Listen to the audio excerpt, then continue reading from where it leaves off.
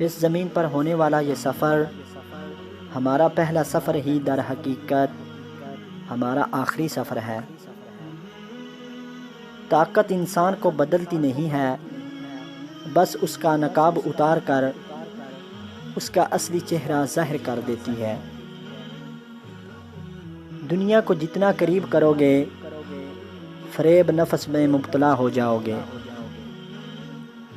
अगर तू चाहता है कि दिन की तरह रोशन हो जाए, तो अपनी हस्ती को अपने दोस्त के सामने जला डाल। ज़िंदगी गुजारने के दो तरीके हैं, जो हो रहा है होने दो, बर्दाश्त करते रहो, या फिर ज़िम्मेदारी उठाओ उसे बदलने की। हम में से ज़िंदा वही रहेगा जो दिलों में ज़िंदा रहेगा, और दिलों में ज़िंदा वही रहते हैं जो आसानियाँ बांटते हैं, मोहब्बतें बांटते हैं।